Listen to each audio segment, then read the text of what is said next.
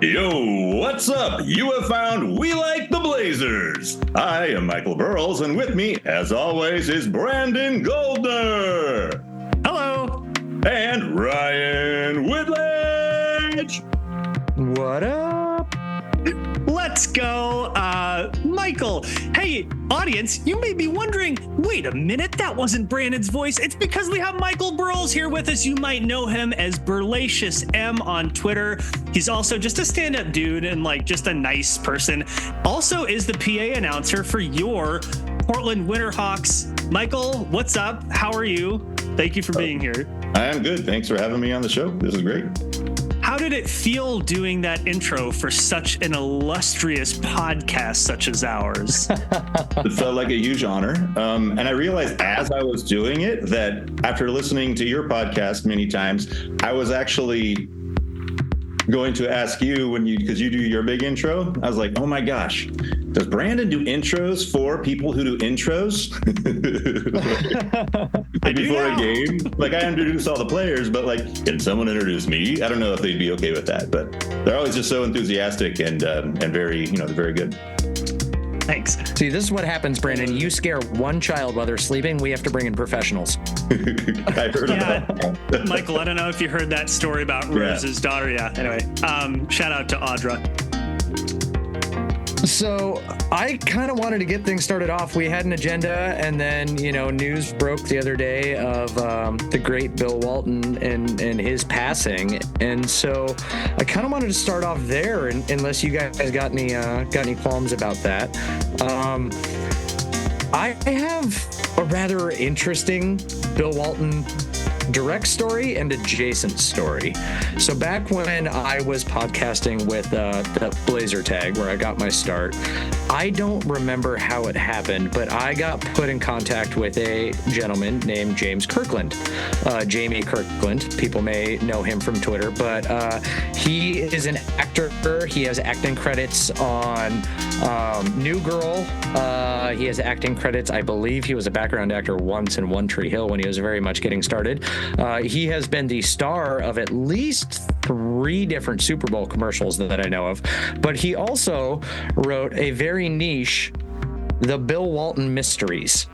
And that is how I got put in touch with him. And the entire premise of those books is that because Bill Walton and Dave Pasch, when they would go and call the Pac-12 tournament games, the theory behind this is that they get drug into these mysteries and basically have to play like buddy cop detective, with Dave Pasch being the straight-laced guy and Bill Walton obviously being the humorous one. And he has 2 books. It was originally supposed to be a 3-book series. I will talk about what happened with the 3rd book, but the first one is Bill Walton Mysteries, Friend of the Devil. And then the other one is when they were doing the Pac-12 tournament in Hawaii, Fire on the Mountain. And so I had met James and I had interviewed him for a podcast, and him and I had struck up a friendship. And after his 2nd book came out, I remember talking to him, and he's like, the best thing that could ever happen for me is if I could get Bill Walton to autograph one of my books. And so I don't know if everybody remembers the very famous Bill Walton bike shorts from when the Portland Trail Blazers introduced their Oregon City Edition jerseys. He was up on a stage in some very tight bike shorts that left nothing to the imagination. And I ended up finding my way down. I ended up finding my way down to that event, and through talking to Casey Holdall and Jamie Hudson, and I think Jason Quick, I kind of I know these people, my way up on stage to where I was standing up there talking to Bill Walton. And I was like, hey, I happen to know with I happen to just about. Yeah, it was very awkward. And he was standing there hands on his hips, having the conversation with me for half of that. But yeah, I was like, hey, I happen to know the author of this book series. And I was just wondering, and he goes, oh, the Bill Walton Mysteries, and starts going on just a Bill Walton-esque tangent about how he's read a third of the first book and the last half of the second book, and just giving his thoughts on it. And I was like, I'm just looking for if you could, he's like, well, I got a couple things I got to do. I got some photo ops. He's like, but I hear down the street there's some great kombucha. He's like, if you want to bring the books down there. And I was just like, did Bill Walton just invite me out for drinks? Whoa. And so I was like, yeah, sure. And I just kind of hung around back in stage. And I was like, there's no way he's going to get whisked away by handlers or whatever. But sure as shit, about like 30 minutes later, he comes over, wheeling his bike up to me. He's like, let's go grab a drink. And so I got him to sign both copies of James's book. And I told James, I was like, hey, are you next time you're in town? Because again, he's an actor in LA. I was like, next time you're in town visiting your parents, let me know. I have a gift for you. And a couple months later, he came back up in town and I was like, hey, here are book 1 and book 2 of your series, both signed to you, personalized by Bill Walton. And he just started breaking down crying right then and there. So the books that I'm currently holding right now are first editions that he got me that are autographed by him, but I traded him the Bill Walton autographed books of his own, the Bill Walton mysteries, for him after Bill was like, hey, let's go grab a drink at this bar right over here.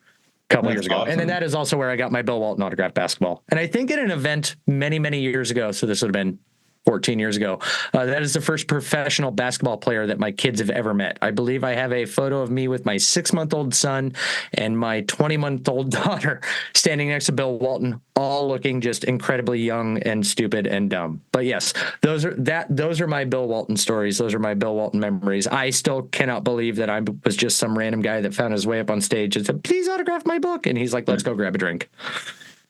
Yeah, well, you must Ryan, have made I'm not sure either one of us can top a story like that. I feel like you've set the bar too high for this conversation. You guys told me I got to go first. I asked this beforehand. To the audience, he is correct. I did make that mistake. I'm curious, Michael, like, what is your connection with Bill Walton? I mean, I know that, like, I'm not going to guess anybody's age, but like, I'm assuming, you know, that Bill Walton played in an era probably before we were super keyed into basketball at any rate. But I'm just curious, like, what your connection, if any, was to the late great Bill negative Walton. 10. Well, I remember, so I was 4 when we won the championship. And I don't remember like the game, but I remember the idea of us winning, and it was very exciting. But I remember the first time actually seeing Bill Walton playing was for the San Diego Clippers against our Blazers. Whoa.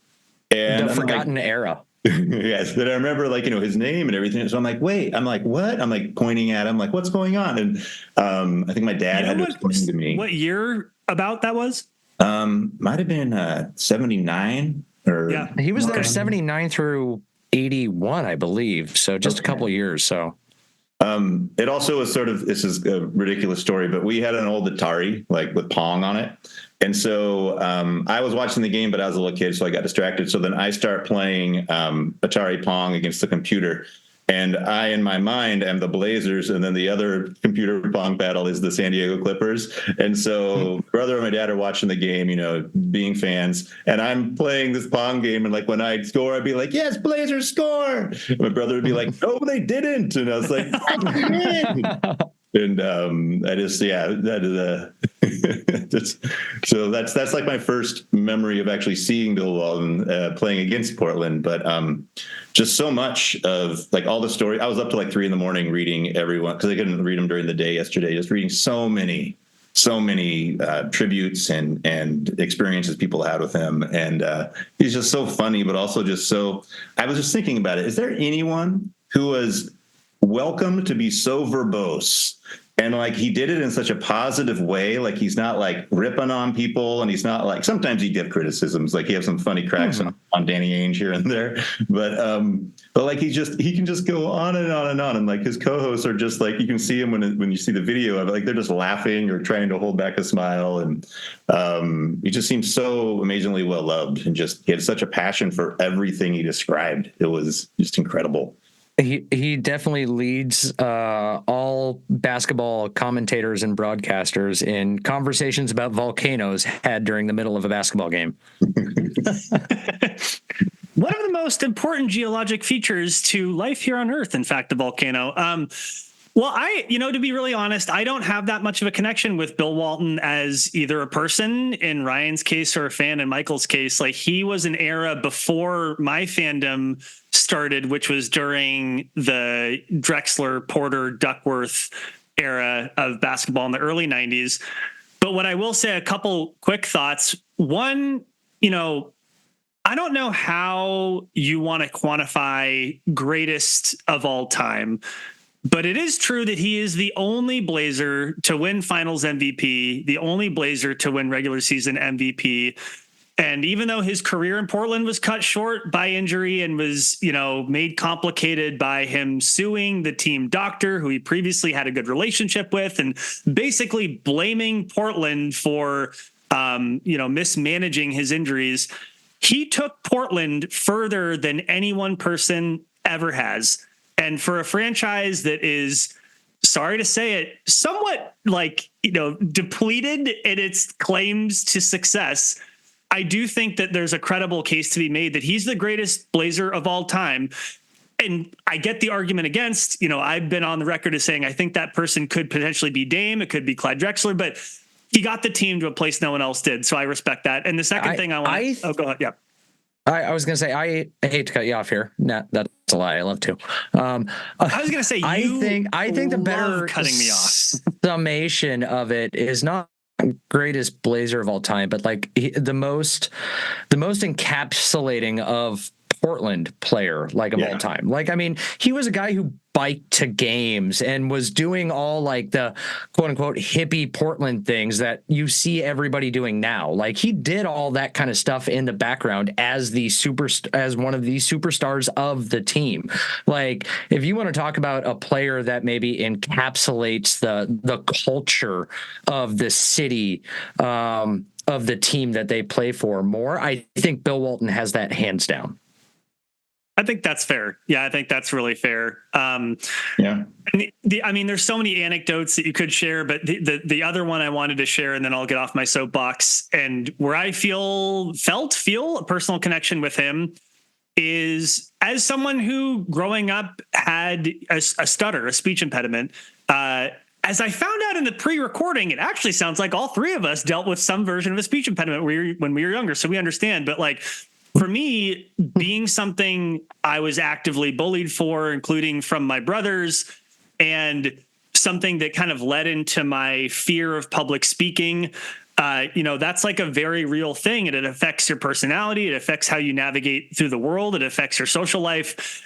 And for him to be someone who then made a career out of using his voice and his ability to enunciate, his ability to see what was happening and paint a picture for you using his voice is really inspiring. And for me, honestly, sometimes I sit here and I know our podcast is not the largest podcast. I understand that. But I have a lot of fun doing it. But just that I am someone using my voice to do this is sometimes wow, that's 7-year-old me would have not believed it. And I think that's really neat. And actually to you, Michael, I'm curious, if to the extent that you're comfortable sharing, you said again in the pre-recording that you also dealt with a speech impediment, and here you are as a professional, right? I'm an amateur podcaster. You're a professional using your voice for work that you do. How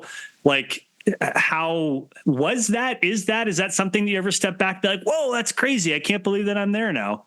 I really luckily, I don't know, I don't even remember who, their name, but I had a speech therapist in second grade, and I had a pretty bad stutter. And I don't know what they had me. It's a blank now that you asked me, because I don't remember how they got me through it. And then I was able to get past it at a fairly young age, which I'm grateful for it. It was, but I'm so grateful for that person.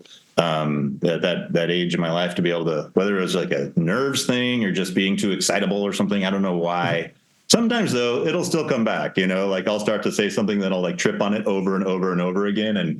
And thankfully it hasn't happened at a Winterhawks game yet, but it may. And if it does, I just got to pause and then go again, because, when it's live, it is what it is. And you can, you only got that one shot is all in the present, and you can just stop and read, and just make sure you get the message out there to everybody.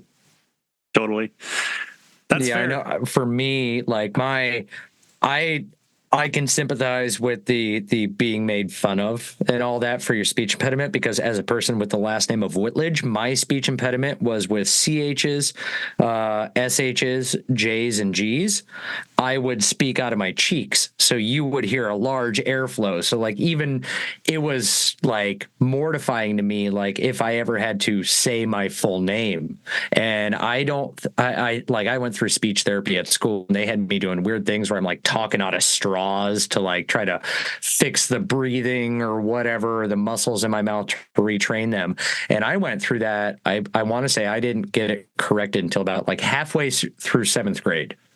And there are still times where, and I can sympathize with it'll still happen, where it's like, I find myself, if I talk really quickly, it'll come back.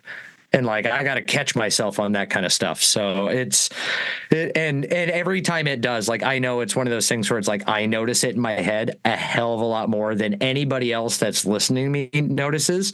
But I am always so paranoid about like, oh my gosh, I just did this. Did they catch that? Did they, like, hopefully they didn't notice this, right? Well, it's interesting too to like think about how we make. So actually, first of all, like, does anyone else have any additional thoughts on Bill Walton? And to Michael's point, there's so much good work out there to read. Yeah, go ahead. I have one thing I just wanted to share. You guys might already be familiar with this, but have you looked at his line from the Game 6 where we won the finals lately? I know I have at some point in time in my life, but I cannot say that I've done it recently in which I could recite anything. Well, that would be amazing if that were the case. But I was just glancing through it. And first of all, we were down 0-2 and we came back to win it with 4 straight. But so Bill Walton had 20 points, 8 blocks, 7 assists, 23 boards, 3 being offensive, going 8 for 15 from the field in 42 minutes. But like, that is just massive, nearly a quadruple double. Just him doing everything to will that team to victory. That's amazing. In modern day NBA terms, that would lead ESPN and SportsCenter if Jokic did that for like a week and a half straight. Yeah. If anyone hasn't done this yet, because I didn't do this until a couple years ago, go back and look at Bill Walton clips. He is such an interesting player, such a unique player, and his ability, for example, to like not just rebound, but as he's coming down with the ball to then pivot and like look down court, and these like cross court passes was such a huge part of how the Blazers played. And influenced then later coaches, influenced Rick Adelman, influenced Terry Stotts, like that. A lot of that was coming from Bill Walton, and just like such an incredible passer and just a really, really unique player. One more thing, particularly you should look at, and it's like, thinking about people whose careers in basketball were cut short due to injury. I think it was the 86 season with the Celtics where he won 6th man of the year and the Celtics won the title that year. Some of the clips of him playing with Larry Bird, and this is now Bill Walton, older, so many injuries, thought his career was over. A story famous about the Celtics, Red Auerbach had to like overrule the doctor who basically was saying this dude cannot be medically cleared to play. And Red Auerbach turns to Bill Walton like, "Can you play?" He's like, "Yeah, coach, I can play." He's like, "All right, well, fucking clear him." Something like that. To watch him play in that diminished physical state with someone like Larry Bird was mind-blowing. And like the connection that he had with Larry Bird and how much respect Bird had for Walton as someone who's a little bit older than Bird. And so that was someone who Bird actually looked up to during Walton's playing days in UCLA and then with the Blazers. But like, just such an interesting career, just basketball, let alone the man, Bill Walton. Yeah, I don't know. Go to YouTube. Look it up, kids. When I was first explained Bill Walton, because as somebody born in 86, I, didn't see a lot of his stuff live. I had to appreciate him through the follow-up and the lore and things that I learned after the fact. But when I was first getting into basketball, the way it was described to me is that Bill Walton was the original Arvydas Sabonis. Mm-hmm. That's kind of like how he played through his career. And like, Arvydas, when his time in Portland, I mean, it was injury riddled, like he had already gone through his prime. And, for as great as he was, we saw him what he was. But Walton, like after that championship run, that it was just his body was so run down and whatnot. So it is weird to think in terms of like the Blazers lore, like we always talk about like the Brandon Roy, like when will Brandon Roy be welcomed back into all this? But to think about the fact that Bill Walton literally sued the team, like lawsuits, all of that stuff. And yet I told a story to open up this podcast about him standing on stage for a jersey announcement in which he biked down to it. Like, well, so and that kind of stuff is just fascinating to me. Yeah. And to Michael's point about all the good work that is coming out, and some of it is just stuff that's being shared that has been done before. But this article from Jason Quick in The Athletic that ran yesterday, that I think was an update of an article or some number of articles he had already written about, but it's about Walton's return to Portland in 2009.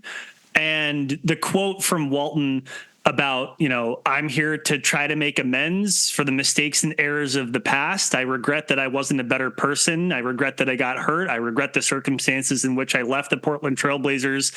I wish I could do things over. But just like this guy, like, and I mean, honestly, like if you're like a franchise level player, you're an MVP and you feel as though your injury has been mismanaged by the team who wants you to play because you're really, really good. Can we really blame him for feeling a certain way about how his injury was managed? And again, like, we don't know the details. We're never going to really know all the details. And it was the 70s and times were different. But like, I mean, I don't know, just an interesting person. That sentence makes me sad that he felt the need. If it is a full direct quote, I haven't read this piece from Quick. It is, yeah. But if it is a full direct quote of the, I apologize for being hurt. Like that, he did. That's hard. That hits on the heartstrings. Yeah, he had another quote about that. I don't have it in front of me, but he talked about he just wishes he could play more, and the more he'd try to play more minutes, and the next team could have been even better. And like he was grinding his bones into dust in his feet, and it is heartbreaking. But one thing, Ryan, going back to your point about how like he has that tricky relationship with the team from suing them, but also he's just so engaging and like able to connect with all the fans. I think that makes a lot of sense for him because from everything you hear, he loves people. He loves connecting with people. He has tons of friends like living in his house, and he'll just help people whenever he can. But also as an activist, like he also will stand up for what is right.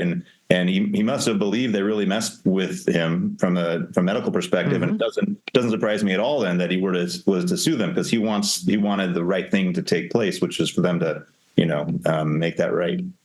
Well, in his activist standpoint, he probably wasn't, and I don't mean to like speak for him. I'm only making my best guesstimation here, but like it's one of those things where I need to stand up for what I feel was a wrong for me so that it's not a wrong for all the players that follow me. Yeah, so, it's a good point. And yeah, I mean, he was arrested in 1972 protesting the Vietnam War. And I mean, one more quote from him, and I'm cheating because I do have the article up. But again, from Jason Quick's article, Walton says, protesting is what gets things done. The drive for positive change requires action. The forces of evil don't just change their ways. And he's right. Things don't just magically change. And like Walton was willing to put his body on the line to do that, in protest of the war. And then like as a player, clearly played beyond the limits of his body and wanted to win. And so, I mean, even just like seeing some retrospectives about his title with the Celtics is just, I mean, how cathartic must that have felt to come back, win sixth man of the year, someone who used to be an MVP, now can barely even move, playing with one of the greatest ever in Larry Bird, winning a title there. It's really cool stuff. So like, yeah, rest in peace. One of the best quote tweets I think I saw of the photo of him getting arrested was him standing by the bus, and you can't tell that he has the cuffs on his hands, but there's a guy that's easily 2 feet shorter than him standing next to him, where the cops are literally putting the cuffs on him at the time. And the caption from the news article was like, when Bill Walton was arrested, and somebody just quote tweeted and said, well, who's the tall guy? Because you couldn't see Bill Walton being the actual one being arrested, just a very short curly-haired man next to him. Oh, that's funny.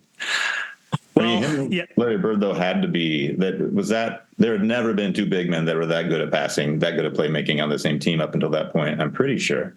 Totally, and again, come on, Gen Z, go back and learn about your basketball elders. Watch the footage of Walton and Bird and some of the passes they're making to each other and with other. I mean, it's sublime. And with all of these players who get hurt too soon, you wonder what could have been had he stayed healthy, right? Like, I mean, and about the Blazers, I mean, God, we could talk about this. This could be the whole episode. Do not get us down that rabbit hole. Don't do it. Just to say, I'm going to do it because he won regular season MVP the year after they won the title, a team that was arguably better than the year before. They were on track to be the best team in the NBA. They probably would have repeated. I mean, nothing's guaranteed, right? And like his injury proves that, but it's just unreal. Like, you know, such a cool, like, just an interesting archetype for a basketball player. You know, a good human being and just an interesting guy. Anything else on Bill Walton before we I know advance? two of us have little glasses of various drinks so we'll just, moments. Let's raise a glass for Walton. Oh, there we go. All three. That's you, Bill. Thank you, Bill. Michael. So I want to hear just that mug right there. Can you just hold it back up to the camera? What? Oh yeah. Okay, 89-90. Yeah, that's the stuff. That's the season that I got invested. Oh, heck nice. Yeah, finals roster. Look at that. That's the season you got invested. That's the season I was. Cooper. Yeah, man, I remember. I probably Wayne got Cooper. potty trained that season. I was 3. Listen, you don't have to point out that you're younger than me. All right. It's. I distinctly remember my dad, whose shirt I'm wearing today. I don't know. Like I'm pulling stuff out of the closet. But him watching the game and me being like, oh, what's that? Like as like a 5-year-old. And that's how I got hooked. Bouncy ball. Yeah, balls bouncing around. All right, Michael, first of all, I guess we've talked for a bit, but again, thank you for joining us. I want to ask you some questions about you because I am really, really interested in, I mean, you don't have to give your life story, but like being the PA announcer for the Portland Winterhawks and like, something that requires a technical ability that very, very few people have, the ability to not only see stuff and process what's happening and then to be able to share it in a way that like resonates with people, literally resonates throughout an entire building, in this case, Memorial Coliseum, where the Winterhawks play their home games. How is it that you got your start in, using your voice to do stuff? Like, where did that start for you? Was it like when you were a kid? Did you want to be a voice actor? I'm just curious, like, where did this start? Well, I was always doing skits on like cassette tapes with my friends, and we play it'd just be all improv, and we play like different characters and we doing different voices. I never really thought to myself like, oh, I want to do this. This is the thing. It was just something fun that was really, we'd be making ourselves crack up and doing that. Then I got into theater in college and then also got into music. And so I was in a band, pretty much in some version of a band from for probably the last 20 or 30 years, except the last 10. I'm only in one like once or twice a year with my uncle, which is awesome and really fun. As the singer of that band? Well, we all sing, so it's a pretty large band, and he'll sing his originals, I'll sing my originals, and he's also like a magician on the guitar, and so he can just it's really incredible to get to play music with him. But so I then doing my music and singing and stuff, and I at times would like announce things from the stage while I'm singing. At some point in jobs and such, I would end up like leading company meetings and like emceeing for things and doing this that. This guy's really good at that. Get him to do it. Yeah. And I do remember in college, I remember thinking, because theater is very time consuming. Like if you're going to be in a play, you got to like get up. I mean, it's an amazing process to go through. But it might not blend that well with like trying to like also have a lot of other interests. So I thought, I want to do voiceover acting. And so I started looking into it then. Actually, the first job I ever applied for out of college was Portland Trailblazer PA announcer. No way. And I didn't get that job because the one and only Mark Mason did. And so When was 96. that? Oh, wow. Oh my gosh. I sent in my little tape with the demo reel there. I was doing like Kenny Anderson and I think Rasheed Wallace and they sent me a rejection letter to Michael Burles, and I was like, that's not actually my name. Maybe the real acceptance letters come to like the congratulations letters like in the mail, and some poor Michael Burles they didn't get it. But poor Michael Burles, but I'm gonna get the job. But no, it was obviously the right man won that gig, as we all know, because he's so good. But yeah, and then just time went by, and I got involved in voiceover lessons and learning more about that. And one thing, just if anyone's interested in it, it's a ton of acting. So a lot of, you got to keep your acting chops high. Even if you're reading like an ad for something, you're speaking to an audience, you're trying to sell that product.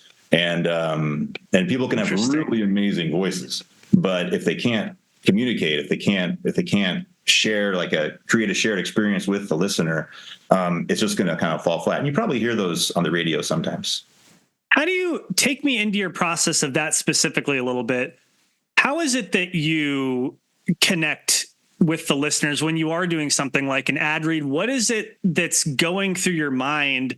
Like, how are you putting yourself in a place that you're like, yes, like what's going to come out? I know that my head's in the right space to like do something that's going to connect with people in some meaningful way. Well, the key is to figure out who the audience really is, and then you are speaking directly to that audience. And so for some, like a beer commercial or something, you're going to be talking to a good friend of yours in a bar and just make it really casual.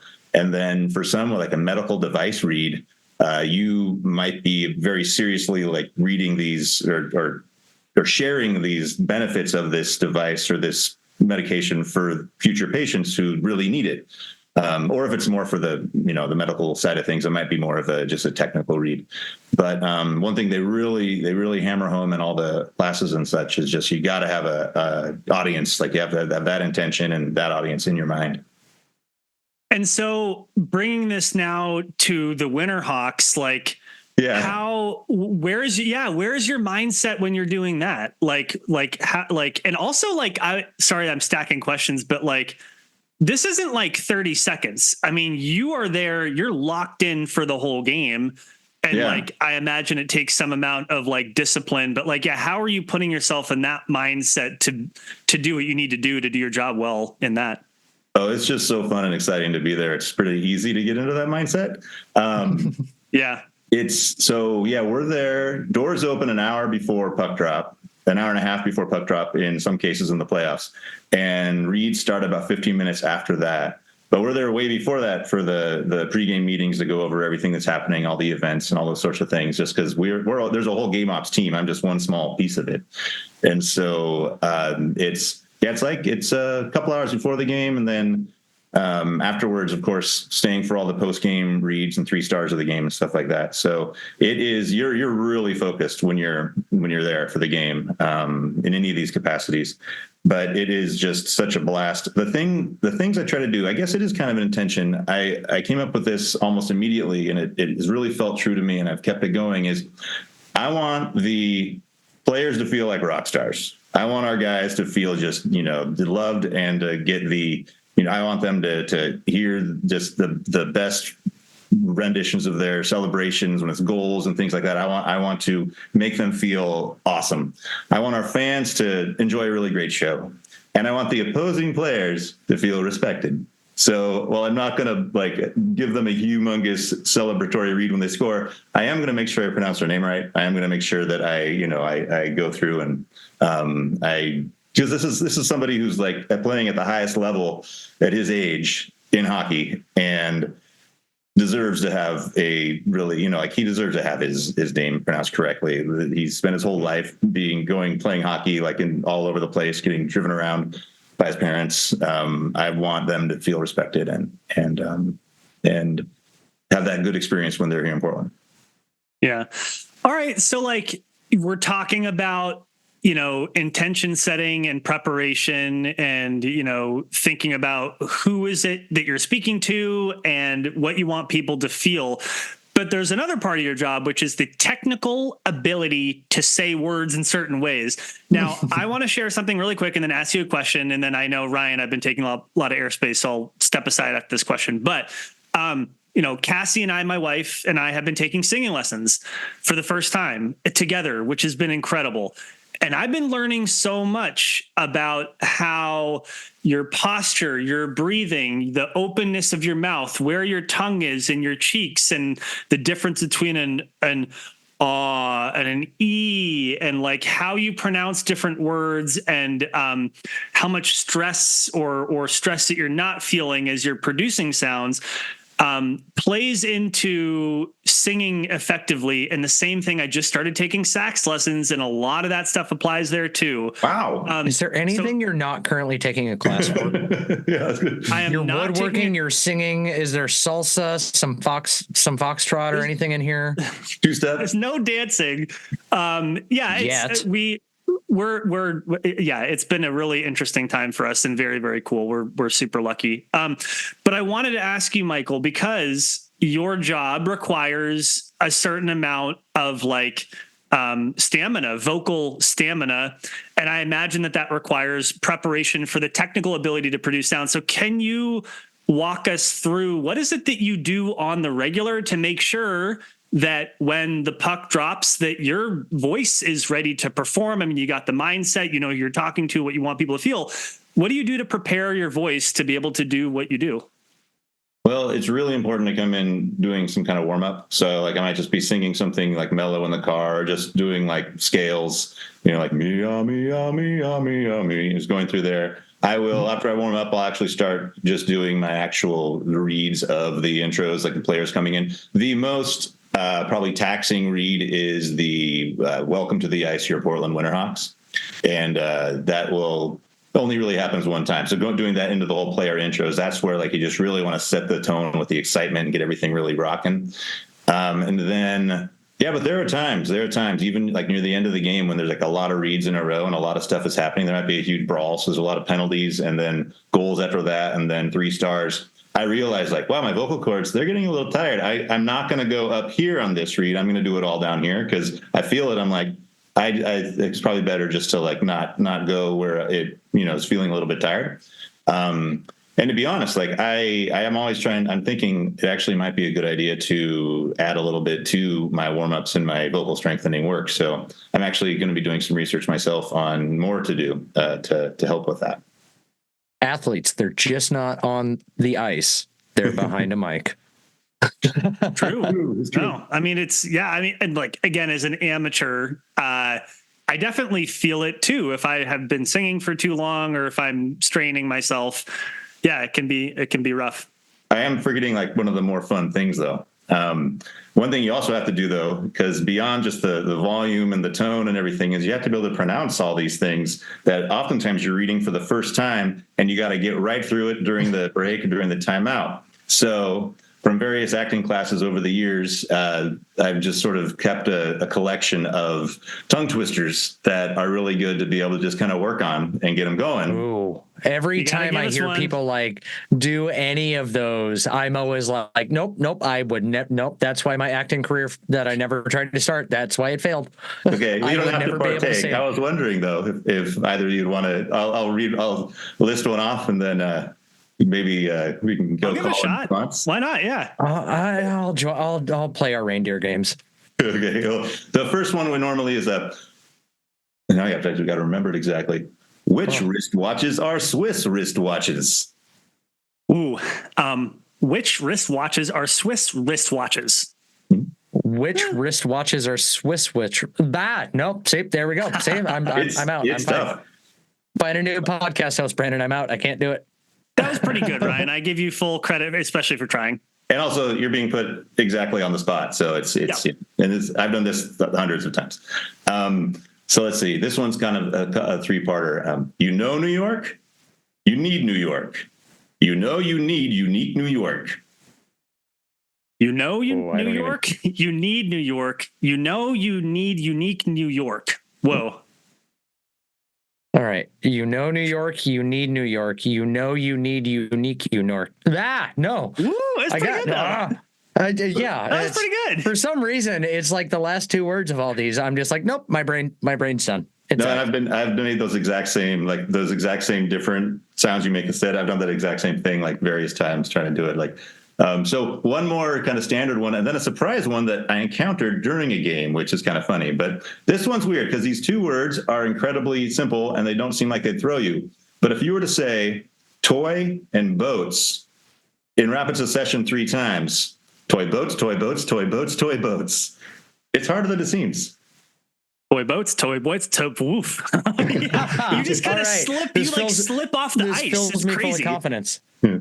Toy boats, toy boats, toy boats, toy boats. Hey, there it is. Nice, Ryan. Let's go. I got one. All right. So, go ahead. Sorry. I was going to say, sometimes they hit you by surprise. So in game 2 of the first round against Victoria, there's a penalty, and so I get all the stuff from the off-ice officials, and it's all coming in on a headset. And then there's a way that you just read all the penalties and score and goals and things. Like there's a standard way to do that. And so I get all the different pieces of information to do it. And so the read goes, Victoria penalty at 2:37 in the second period on number 22, Taden Trembecki, 2 minutes for tripping. And I'm like, after I do it, I'm like, oh God, because then you got to reverse it. I go, that's 2 minutes for tripping on number 22, Taden Trembecki at 2:37 in the second period. And I was just like, just everything. And then everyone on the headsets, as soon as I get through it once, I hear people go, "Oh God, like, what is that?" I would be so scared to do that. That's the thing where I would get lost, and like I just know this from my day to day. Like for me, I have my headphones in all day. I'm a commercial construction foreman, so like people try to. Or I have to talk to people all day, but I listen to podcasts and audiobooks. I can't do music at work anymore. I've long ago decided that I can't get through my workday in 3.5 minute increments of songs. So there's nothing better than like, hey, I've just like killed like 4 chapters in a book and I'm most of the way through my workday just listening to stuff. But so when people talk to me, I could never do the whole, I have somebody in my ear while I'm trying to say something else and they're feeding me information. It is really a challenge at times, but it has to take place that way because there might be a change to the second half of the read while I'm reading it. And so I'll be going then they come in really calmly like, now, Michael, this is going to actually be this, not this. And so my eyes are reading what I'm reading, or I'm still reading what I just read. And then I'm glancing down and then I can't confirm that I heard them because I'm in the middle of the read, but it works. It works. And, it is, it is just, it sometimes, so when it is a challenge is when we're all having a conversation about something that's kind of funny. And then I got to go on and do a read and everyone else keeps the conversation going. So like, I'll be like doing what's supposed to be just like a regular, announcement of something or welcoming everyone. And then someone might say something and I might almost like burst out laughing. And so like, I'll be doing my best. Like it just adds some joy to my read a little bit, but I can't just full on burst out laughing. That would be bad. Yeah. So on all this, do you have like in all your time of doing this, a call or a moment in a game in which you were, describing everything that's going on, but basically like a favorite call or most memorable call? Yeah, I would say definitely. And it's just such a unique thing to have happen. So we had 3 20-year-olds on the team this year who had been with the Winterhawks for their whole WHL careers. They came up from the developmental leagues and all came on as I believe 15-year-olds to the Hawks. And so they're, racking up career stats their whole time. And so as far as milestones go, we knew that Gabe Clausen was approaching his 200th career point and James Stefan was approaching his 100th career goal, which are both giant milestones to achieve. And they achieved those goals on the same goal. Gabe assisted James on his 100th goal. So that assist was Gabe's 200th point.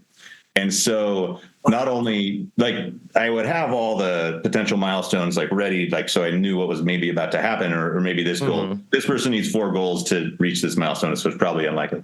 But in this case, they were like gonna they could have happened one at a time or whatever, but having them happen right at once. And I turn and look down Game Ops Row, and Katie, the director, who's awesome, she just kind of looks at me, and I was like, here we go. And so I did the goal read, but also then had to share the milestone. And my favorite part about it is the players are down there celebrating, and then the fans hear that, and they just go nuts for the players. And that was just really special. So Wow. that was definitely the most memorable read. That is It's amazing.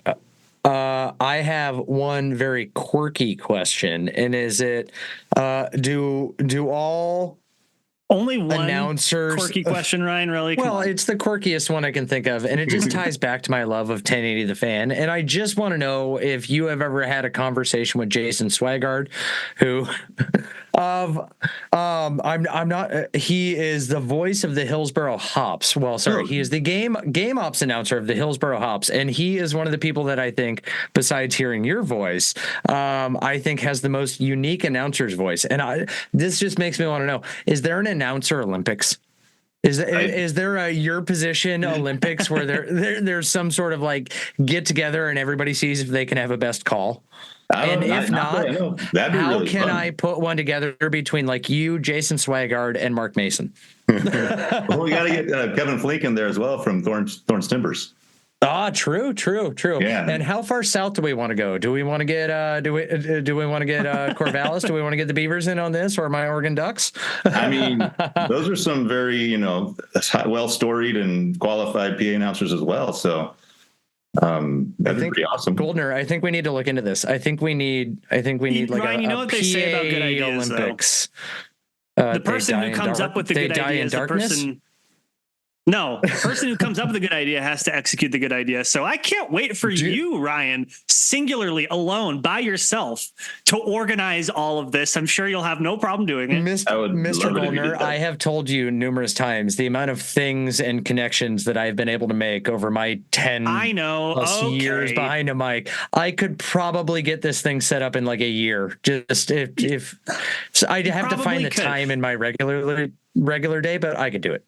Yeah. And to be fair, I mean, there are like auctioneers competitions, and like in some parts of the Midwest, there's like husband calling competitions. I don't know if either one of you two have seen that in particular. It's like I've seen that, and I'm very concerned. I need more information on what that is. It's like the housewife standing on the porch to like call the husband in off the farm. It's like, who does that better?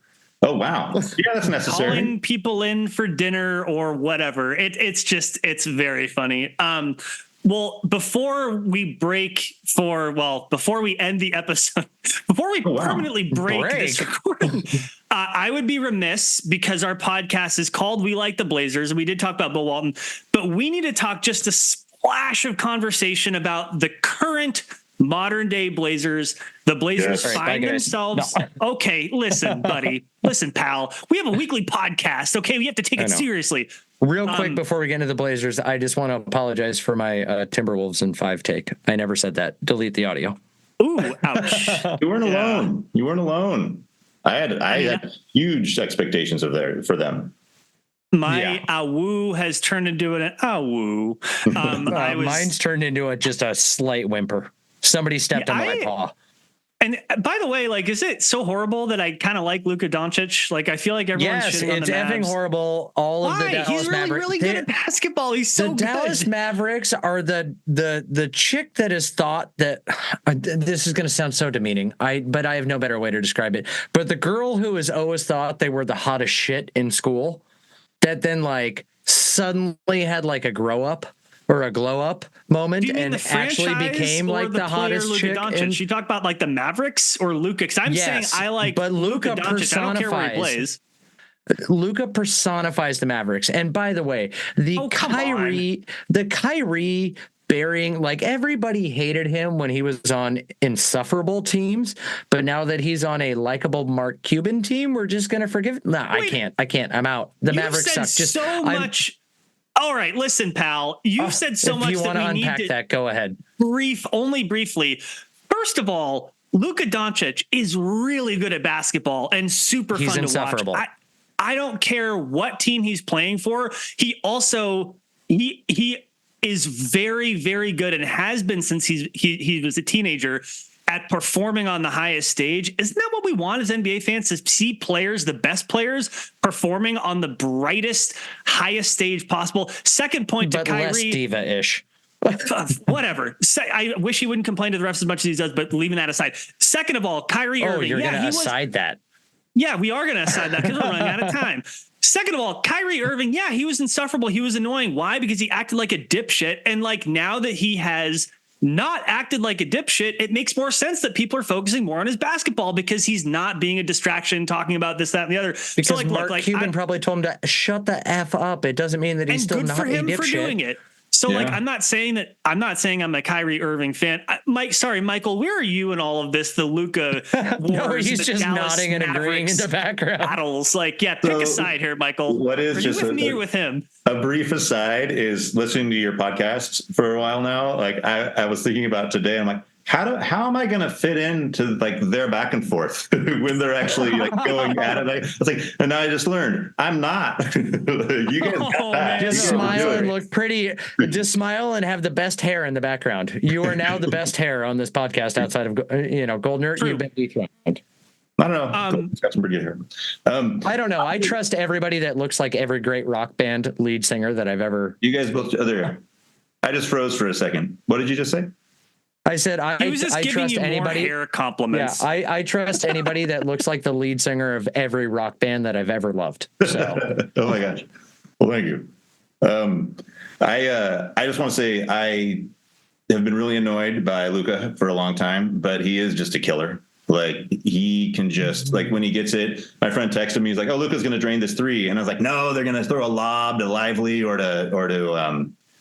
Shoot, I'm drawing a blank on the other center, Gafford. But then he goes and he nails that 3, and I'm like, no, he traveled. He moved his foot a little. But then I rewatched it. I'm like, no, he didn't even travel. He just nailed the 3 with Gobert reaching out, like his big arm coming. Oh man! Never give up on your convictions. He always traveled. I think Kyrie is, but to Brandon's point, Kyrie, like he's cleaned it up. Like it's all basketball now, and he does these things that I used to really be excited about when he would be doing them to beat the Golden State Warriors in the playoffs with LeBron. And so that's kind of nice to watch. But really, the Dallas Mavericks for me, comes down to Derrick Jones Jr. I want him to score as many points as possible, get as many blocks, steals. And I really enjoyed his time as a Blazer. Shout out to Airplane Mode. And by the way, like this is a conversation for another day. I love that Derrick Jones Jr. has like found himself, he's going to be a free agent. He was a minimum signing, but this narrative that boy, Terry Stotts really misused him. And boy, the Blazers really missed it. He has gotten better as a player. Okay. He's gotten better. The stats show it. The eye test proves it. And good on him for doing that. He's accepted his role. Like, Terry Stotts introduced him to what he could be as a role player, and I don't think he was as willing to accept that role as he is now. And we're seeing him flourish once he's now come to that realization of here's who I can be.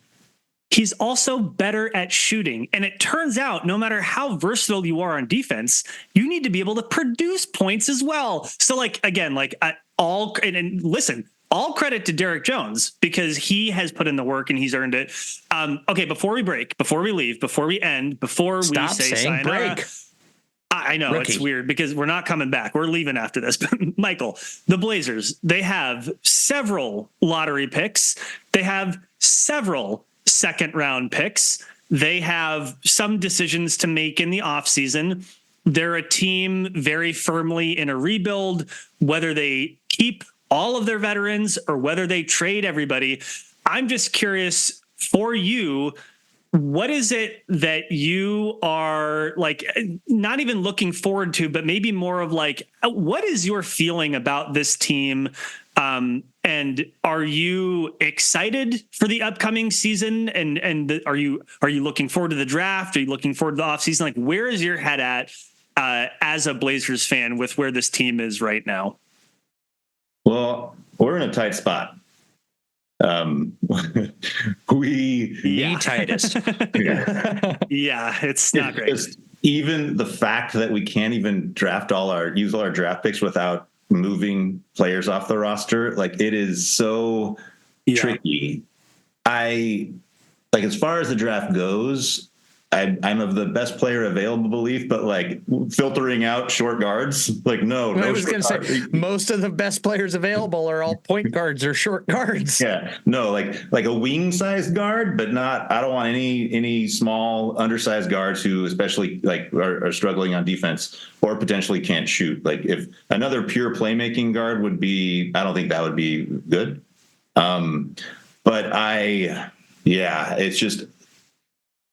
One question I was thinking, like, do we just want to get more like use the example of Tumani Kamara? And then my thought was, can you have too many Tumanis? Like, is it like, can you just make a team of them? No such thing as too many Tumanis. Too many Tumanis. No, so that would be pretty amazing. There we go. Another tongue twister. I got another one. Too many Tumanis. Yeah. So. And so I just don't like, for me, the draft will be super interesting because I'm just super curious. What is Cronin going to do to make his way out of this? He's shown like he understands how, like the way, using cap space and everything, like what he's good at doing all that to free up dollars for our salary cap and things in the past. But now we're at this strange point with all these kind of contracts that are hard. Like, it's going to be hard to move some of these guys for anything that would help us really. So I'm just really interested to see how it goes down. And I don't really know. I don't have huge suggestions because I don't know what people would accept. I'm of the belief personally that Anthony Simons and DeAndre Ayton cannot both stay on the roster come next year. Okay, I think Anthony's gone. If you had. Okay, good. That was going to be my follow-up of that. If you had to pick a lane, which one would it be that you would stick with? So you'd stick with DA over Ant. Well, from the perspective of we're staying with Scoot, and so Anthony's not going to be playing point guard. He doesn't do as well at two guard. He's not a defensive-minded two guard, and Scoot's undersized at point guard. It just is. It leads us to our two guard rotation, and then where's Shaedon Sharpe and all that too. It just. Anthony doesn't really fit. And I love Anthony. I don't want him to go anywhere. I met him actually in Minnesota. I followed the Blazers around for 4 games back in 2018. And I met him at the hotel because everyone else went out, but he wasn't old enough to go out. And so we chatted for a little bit. And I told him how it was kind of awesome. I told him how I was following the team around. And then I actually was bailing before the Golden State game on the road trip. But I was like, proud of myself for being the super fan following the team for 4 games. Then he's like, "You're not going to Golden State? Oh, then you're not doing the whole road trip." And I was like, ouch. You're like, well, I don't have an organization paying for my hotel stay and all my airfare along this way. So it was a fun trip though. But yeah, I think Anthony, I just don't see how he lines up with Scoot as being our go-to guy going forward, how they would play together. And that's what I was going to ask as my final question was, Scoot had an up and down season. It was good to see that the up came down later. And up. He had a down and up season. He got snubbed for the all rookie team. Snubbed, I tell you. He should have been on that second team. I will not get on board with this. Whatever. You can be wrong over in your corner, Ryan. But I will be wrong in my corner. How are you feeling about Scoot? Do you believe that the Blazers, to your point, you mentioned hey, I don't want them to draft another small guard. Does that mean that you still believe in Scoot being the guy, or at least a guy? Has any of that changed for you as you watched him play during the season? And before you answer real quick, I want to add a caveat. And does Dame leaving to make way for Scoot impact your answer? Oh. I don't think Dame leaving to make way for Scoot impacts my answer. They're so different. It's kind of remarkable. The thing that gave me, and I'm not coming up with this completely on my own. I read a bunch of articles and things that have been published. But one thing that came to mind that gave me maybe realize Scoot has he has a runway of getting better is that he can make his own shot. He gets to his spots and gets his shots. And he's going to become better at making them. He's going to improve at making shots. His 3-point shooting will get better as well. His seeing the floor will improve as well. And I think also if we put more 3-point shooters around him, because he didn't have that many for very much of the season, that will also be helpful to keep trying to kind of open that floor for him, because he the middle is clogged so often with him out there. Like, and his bread and butter is getting in and just driving, and he still has some pretty sweet drives, but it wasn't set up really for him to thrive. And I think that he still has a ceiling, I think, much higher than what we saw this year. Cool. Yeah, no, I'm with you on that. And there were games where he had oodles of potential assists, which are passes that if the shot had gone down would have been an assist. But to your point, he just didn't have the shooters around him. Anything else from either one of you two before we adjourn for today that we want to cover? If Topic is there, draft him, trade Scoot. But that's Ooh, that's a hot take. That'd be That's amazing. a hot take. That's just my take. Episode. Yep. That'd be a huge move. That's fair. I mean, I'll just say, like, I'm stoked for the draft. I do think Cronin needs to make some series of moves. I'm interested and excited to see what they are. Michael, if people wanted to reach out to you and bother you on social media for whatever reason, or to, like, reach out to you for advice in the work that you do or whatever, just connect them, how would people connect with you? So you can find me on Burles_M on Twitter for my Blazer persona and takes and random musings about things. And if you want to be up to date on what's happening from a Winterhawks perspective, I'm on Winterhawks_PA. Nice. Yeah. Cool. Well, Michael, I appreciate you. It was really fun chatting with you here. It was fun chatting with you in person, and I can't wait to do it again. But that is all we have for today. I appreciate you all listening. If you want to reach out to us, you can always do that at WeLikeTheBlazers.com. You can find me at GoldnerPDX. You can find him at TheWittyRyan, and find Michael at Burlesius_M. That is it for now. Until next time, appreciate you all, and go Blazers. Go Blazers. Go Blazers.